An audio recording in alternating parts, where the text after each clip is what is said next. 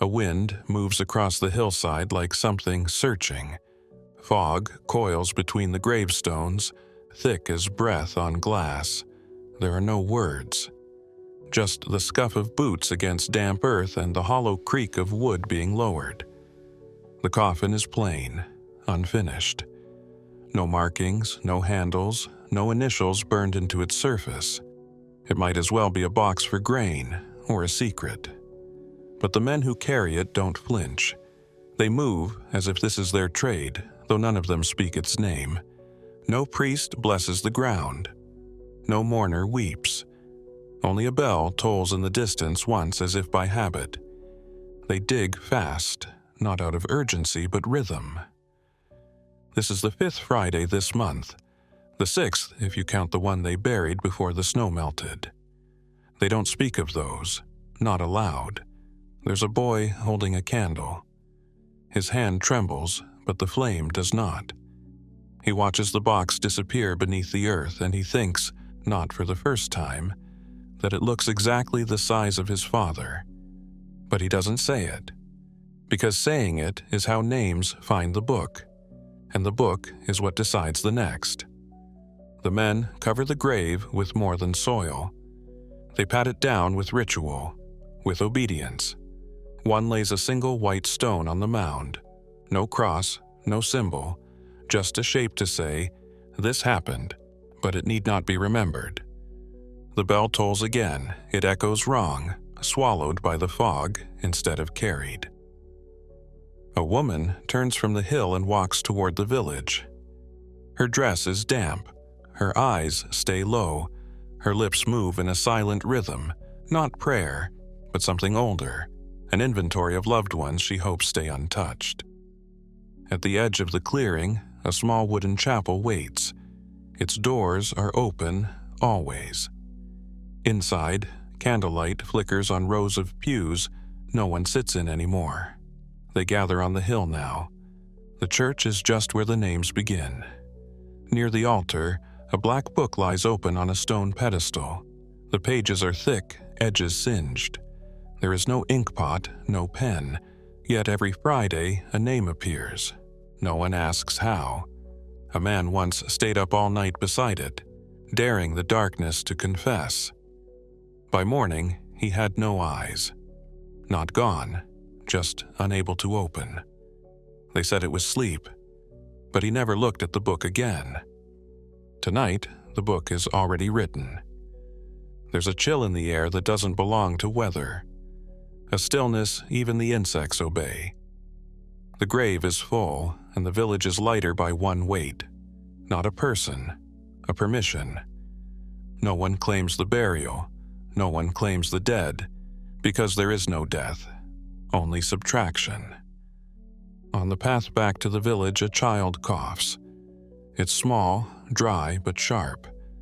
His mother doesn't scold him. She only squeezes his hand tighter. The priest once said the book hears everything. She believes him, everyone does, not out of faith, but from the ache in their ribs every Thursday night. The boy's cough echoes. In the chapel, a candle dies. On the hill, the white stone gleams in the moonlight, clean and cruel. And in the house nearest the woods, a man rises from sleep without knowing why. He lights a lantern, looks at his hands, and wonders, in the hush between breaths, if the box they buried today had been carved from the tree behind his shed. He steps outside, barefoot, into the fog. The earth is still warm. No one remembers the first Friday. Not truly. They speak of it in fragments. Weather, a cracked window, the sound of a child laughing at the wrong time. But no names, no date. Just the understanding that something had to be done. That silence was owed to whatever watched. It began with a rule. A single page nailed to the chapel door, written in a script no one could match to any hand. One shall leave so the rest may stay. No one signed it. No one admitted to hanging it, but it remained untouched through rain, wind, and snow. And on the next Friday, someone vanished. They buried a coffin. Empty maybe, or maybe not. That wasn't the point. The week after, it happened again. No meeting, no vote. Just a name in the book and a procession with downturned eyes. Some thought it was a test. Others thought it was mercy. But most simply followed. Not because they agreed, but because they remembered the storm that came before it all. The kind that tears roots out like secrets. The kind that left the village dry of animals, dry of light, full of stillborn prayers. And so, Friday became the seventh day. Children were taught to walk in step, to speak in whispers after sunset, to press their palms together not for blessing, but for invisibility. At school, they learned how to carry candles without letting the wax drip, how to lay flowers without scent, how to watch a grave without ever crying. It wasn't punishment, it was prevention. A woman once refused. Her brother's name appeared in the book, and she screamed so loud the glass shattered in the chapel. She swore he was innocent, that he hadn't done anything, hadn't dreamed anything wrong, or looked at the woods too long. The villagers waited. The priest touched her shoulder and said only, "Then it must be love." The next Friday, there were 2 boxes. Hers was smaller. Theirs was the only double funeral the village ever held. No one mentioned it again. The children grow up knowing this rhythm. They play funerals in the fields. They draw coffins in the dirt with sticks. It's not morbid, it's familiar. A way to name the world they inherit. Like farming, like weaving, like carrying your name inside your mouth and hoping it doesn't escape when you sleep. The priest never gives sermons. He only watches. He walks the village with a key he's never used and eyes that never rest. People leave baskets at his door, not out of devotion, but in case something hears hunger as defiance. Visitors don't stay long. The inn has only 1 room now. The rest are boarded up, not for disrepair, but to keep the walls from listening. Last spring, a mapmaker spent the night. By morning, his compass spun backwards. He left his boots behind. A carpenter once asked why no one fought back, why no one questioned the system. An old man answered, "Because it worked, and because it started working the moment we stopped asking what it was for." Every Friday, the village gathers without being summoned. They bring the same faces, wear the same clothes, walk the same path. They mourn something they don't yet know. They cry for a person who still breathes. And in doing so, they make it true. It is not grief, it is gratitude.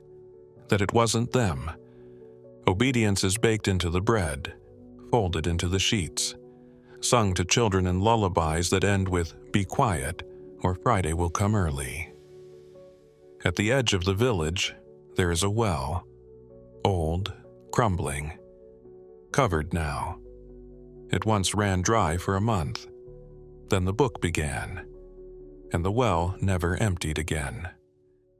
Some say the water tastes like salt now, but no one complains, because thirst is a small price. It was the kind of smile that didn't belong to a child raised in a village like this. Not the sly smile of mischief, nor the vacant grin of a simple mind, but something sharper, flickering beneath the surface, like a match lit in a room filled with dust. His name was Elias, 9 years old, eyes the color of wet stone. He'd never spoken much. His teachers said he listened too well. He'd never run too fast, never laughed too loud, never been scolded for drawing wrong things in the dirt.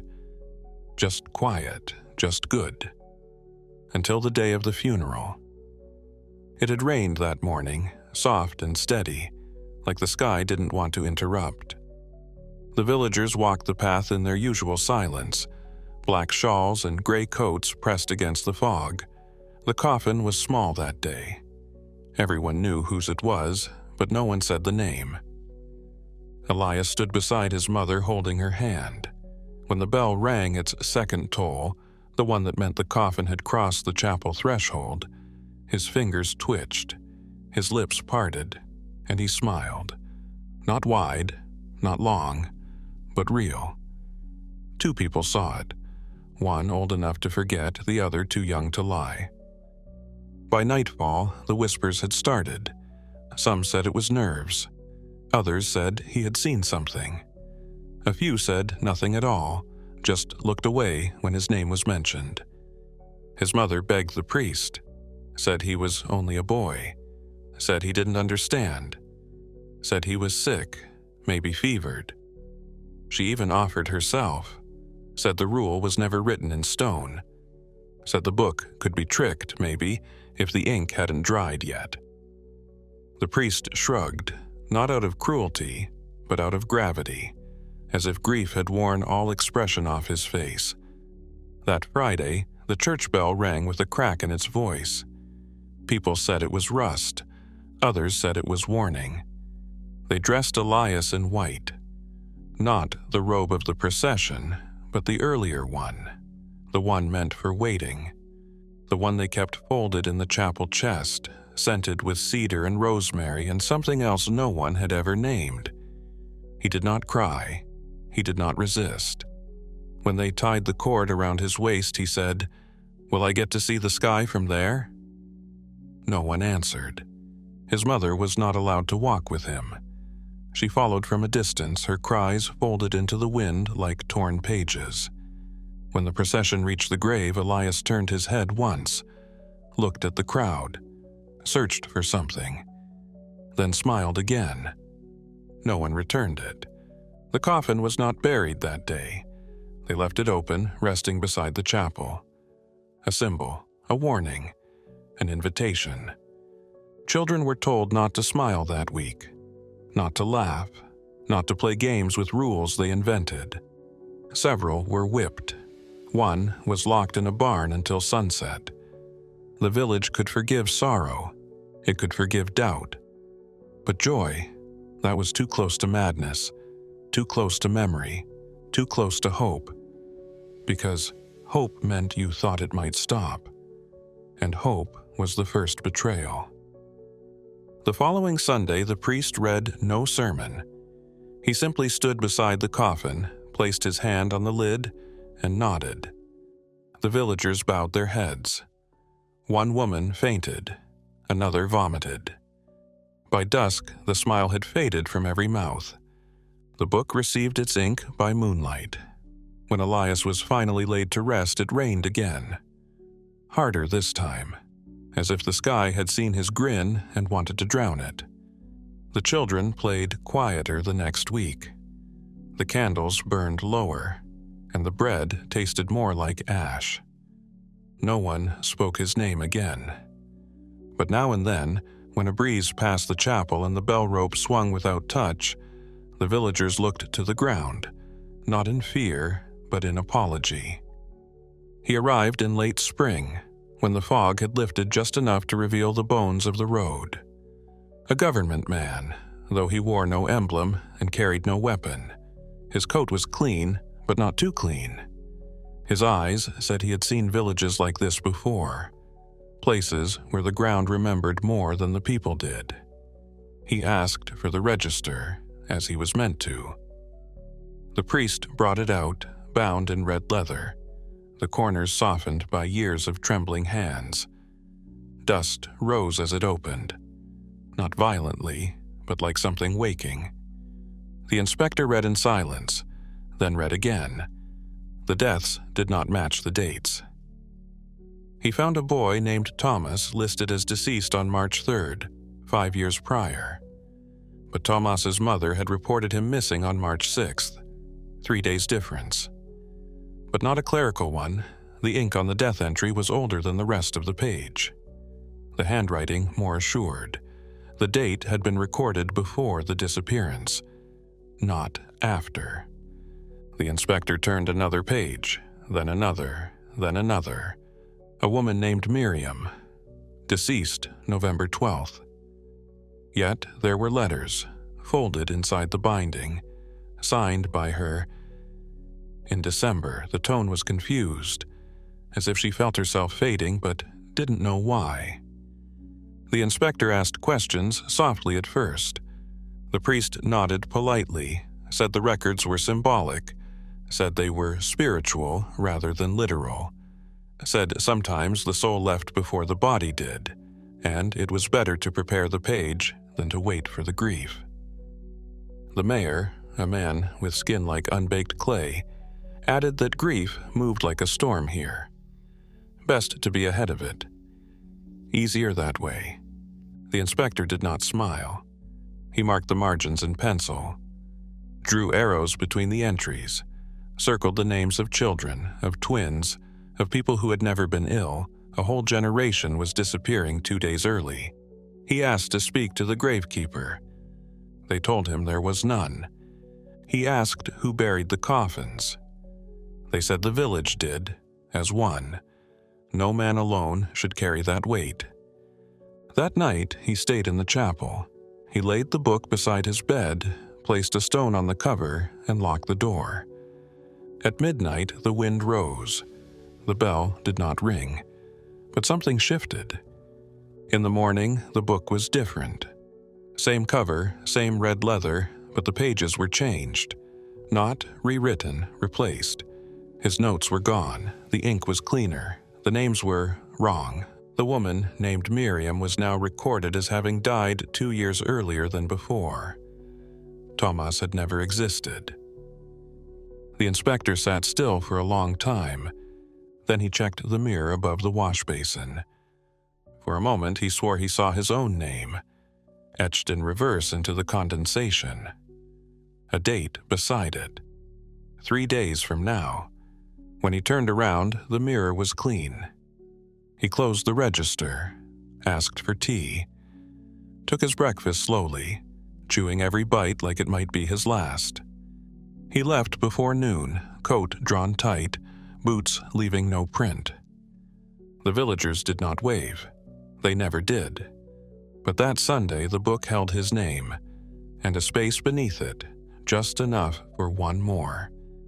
It had been 8 years since the procession. She remembered the cold of the ground more than the shape of the grave, the way their mother's hands trembled not from grief, but from knowing it wasn't over. Her brother's name was Samuel. He was 12. He had smiled too often, whistled while tending to the goats, laughed too loudly near the chapel. He had not been chosen. He had been noticed. When they came for him, they said it was time. No one explained whose time or why. The bell rang before dawn, and by nightfall the coffin had been sealed. The villagers cried on cue. The priest muttered prayers from a book that never turned its pages. But she remembered. Samuel had no illness, no wound, no last words, only a soft, "I'll be back soon," and a hand that slipped from hers as he was led away. She was 16 now, silent most days, but her silence had become sharp, the kind that cut through comfort. She asked questions with her eyes, stared at the chapel too long. On the 9th anniversary of his burial, she waited until the bell had rung and the village was in mourning again, for someone else, someone she didn't know. The fog was thick that night, softening the shape of the graves. She found his by memory. The soil above it had not shifted in years. She dug with her hands first, then with a rusted spade stolen from behind the butcher's house. The earth resisted. Roots curled around her fingers like questions. It took her 3 hours. When she reached the wood, it was still intact. No rot, no decay. The nails were clean. She pried it open. Inside were his shoes, neatly placed, side by side. The soles still muddy from the day he vanished. Beneath them, only a folded piece of cloth, a strip from his shirt, torn just below the collar, and nothing else. No bones, no weight, no Samuel. She didn't scream. She laughed once, not out of joy, but disbelief. It was the sound of a dam cracking. She left the grave open, walked barefoot to the chapel, found the book, opened it.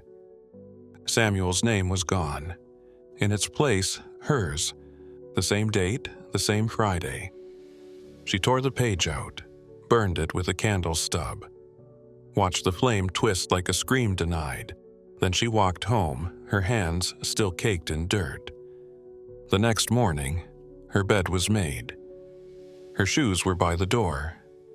But she was gone. No one looked for her. The priest said nothing during Mass. That Friday, the bell rang as always. The village gathered.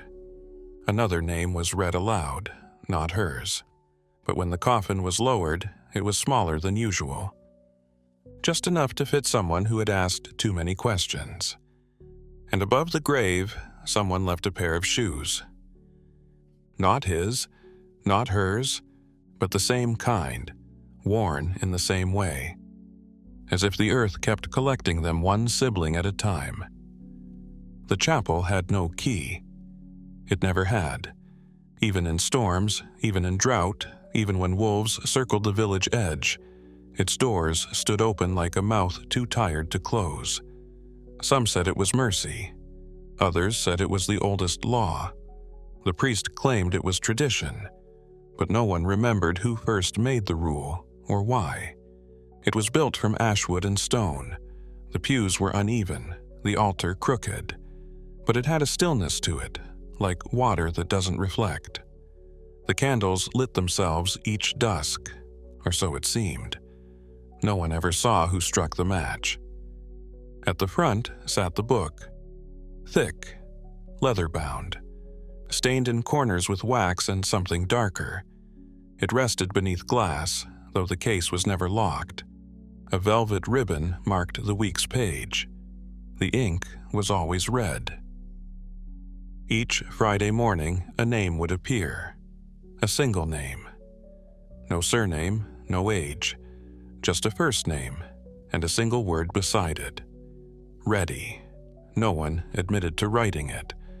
The priest claimed it appeared during prayer. The elders said the village had always known who was next, that the ink simply confirmed what hearts already feared. Once, a skeptic visited, a man who laughed at rituals and traveled with ink on his fingers. He stayed in the chapel overnight, waiting to catch whoever was forging the list. He left before dawn, pale and stuttering. He said nothing, but the next Friday, his name was there. The book knew silence better than confession. Children learned not to touch it. One boy had traced a name once, curious about the softness of the ink. His finger stained for days. The next week, his brother's name appeared. Mothers brought flowers, hoping the scent would sweeten the page. Fathers cleaned the pews with vinegar and prayers. But nothing changed the ink's decisions. One girl swore she saw the letters move, forming themselves like worms in dust. Another said she heard whispering from the altar just before the sun rose. The priest held the book during Mass, never read aloud, never turned pages. He simply rested his hands on it, like a man holding something alive and venomous. When asked who wrote the names, he would smile and say, "We all do." But no one believed he meant it metaphorically. One Friday, the page was blank. No name, no ready. Panic rippled through the village. Was it a mistake, an omission, or had they all been chosen? That night, no one slept. Doors were bolted, windows shuttered. The chapel remained open. By morning, the ink had returned, but it wasn't a name. It was a question. Why do you look away? The page curled at the corners, as if scorched. From that week forward, the villagers walked past the chapel with lowered eyes. They left offerings at the doorstep, but dared not enter. Only the priest went inside now, and even he began to tremble. Sometimes, in the quiet between bells, someone would ask, "Why didn't they burn the book?" But no one dared answer, because the ink never needed fire. It burned on its own. The ground was soft from rain. He hadn't meant to dig, just to hide. But the grave had already been opened. A mistake, they said. A name read too early, perhaps, or a hole dug for someone not yet written. The child didn't speak as he climbed in. He took nothing with him, just breath and a small charm his sister had tied around his wrist. A circle of dried roots meant to protect. He pressed his body flat against the coffinless dirt, eyes open to the stars, blinking as if the sky might blink back. The soil smelled of iron and smoke. Worms moved near his ribs. At some point, he stopped noticing the cold. Hours passed. Then the sound came. Not footsteps, not a name. A bell, but not the church bell. This one rang from beneath him. One tone, low, like stone dropped into sleep. He tried to rise, but his limbs answered slowly. The charm on his wrist had snapped, he realized. Gone. Something had taken it. When the village woke, he was already in his bed. His mother said she found him curled at the foot of the chapel, mud on his feet, a feather in his mouth. But he remembered nothing after the bell, only a pulse, like his heart had stopped echoing and started listening. That morning, the book bore no name. But the villagers didn't rejoice. They looked at the child instead. He sat still, too still. His eyes didn't wander.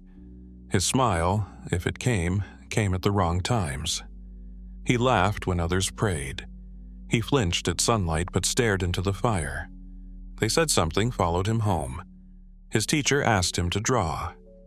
He painted a house with no doors, a face with no mouth, a church with roots instead of a steeple. When asked where he went that night, he replied, "Nowhere." But nowhere touched me. They whispered of sleepwalking, of curses, of possession, but no one dared name him in the book. Weeks passed. The boy never wept. Not when his dog vanished, not when his sister caught fever, not even when they buried her, this time, in a grave with her name carved and clean. He stood at the back, eyes on the priest, not the coffin. They asked the priest what it meant, what he had become. The priest answered with a riddle. Some graves fill with the dead, others are fed. At night, the child walked in circles, barefoot, even in frost. The bell never rang again. Not the one beneath the earth. But the soil behind the chapel remained soft. Too soft for winter. No one dared ask what he remembered, and the boy never spoke of that night again. But once, a farmer swore he saw the child lying in the field, pressed flat against the soil again, whispering through the ground. Listening. Or speaking to something that had not yet stopped listening. He arrived on horseback, his coat too clean for a road so old. No one knew his name, but the priest called him the archivist. Said he came with maps and questions. Said he wasn't the first. He walked the village with a notebook tucked in his coat, asking too directly, "Why are your graves unmarked? Why are your bells handmade? Why does your chapel burn candles in daylight?" The butcher stopped serving when he entered. The children wouldn't meet his eyes. The priest only smiled. He stayed at the inn, room at the top, small window facing the chapel. On Wednesday, he asked for the registry. On Thursday, he asked for the ledger with the names in red. He was told there was none. He disagreed. He said he'd seen it, in London, a copy, a ledger from a parish that shouldn't exist, dated decades before this village was ever settled. Same names, same ink, same pattern. The priest said, "Then you already have your answers."